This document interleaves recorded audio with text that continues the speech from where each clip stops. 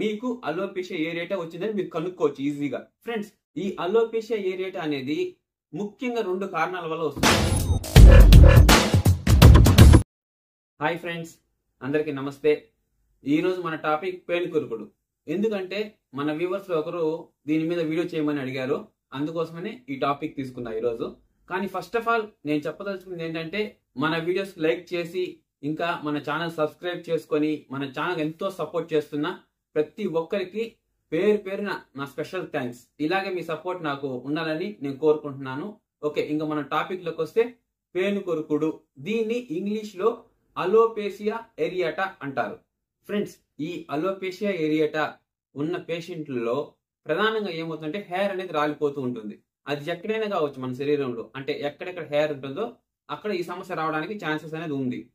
Example కి head కావచ్చు, ఓకేనా, మన ఐబ్రోస్ కావచ్చు, గడ్డము, మీసము, ఇంకా చెస్ట్, ఇంకా మన జననేంద్రియాలు, ఎక్కడెక్కడ హెయిర్ ఉంటుందో అక్కడ ఇది సంభవించవచ్చు. ఫ్రెండ్స్, చాలా మందిలో ఒక అపోహ ఉంది. అదేంటంటే తలలో అలోపేషియా ఏరియేటా వచ్చినప్పుడు అంటే హెయిర్ అనేది రాలిపోతుంది, అంటే తలలో పెయిన్లు ఉంటాయి కాబట్టి అవి కొరికి ఆ హెయిర్ అనేది పోయింది అని చాలా మంది అనుకుంటారు.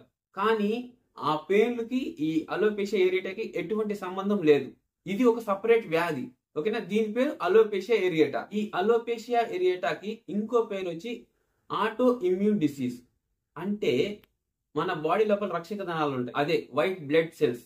వాటిని మనం తెలుగులో ఏమంటాం, తెల్ల రక్త కణాలు అంటాం. ఇవి మన బాడీలో ఏదైనా వైరస్ వచ్చినా, బ్యాక్టీరియా వచ్చినా వాటిని చంపి మన బాడీని రక్షిస్తూ ఉంటుంది. కొందరి బాడీలో ఏమవుతుందంటే ఈ వైట్ బ్లడ్ సెల్స్ ఏవైతే శరీరంలో ఉన్నాయో అదే శరీరంలో ఉన్న హెయిర్ ఫాలికల్స్ తో అవి ఫైట్ చేస్తాయి. అప్పుడు ఏమవుతుంది, అక్కడ హెయిర్ అనేది రాలిపోతుంది.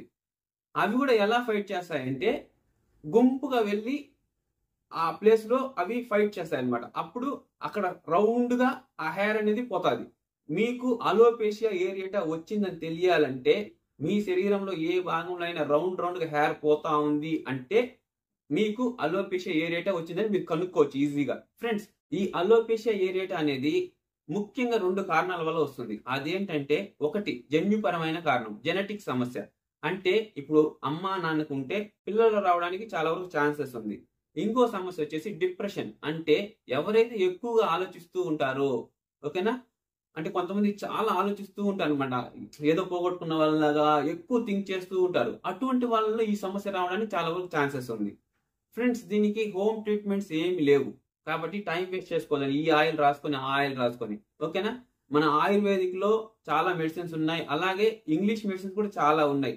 మీరు ఏదైనా మంచి డెర్మటాలజిస్ట్ వెళ్ళి మీరు కన్సల్ట్ అయ్యారంటే ఆయన మిమ్మల్ని టెస్ట్ చేసి మీకు ఏది సూటబుల్ మెడిసిన్ చెప్తారనమాట.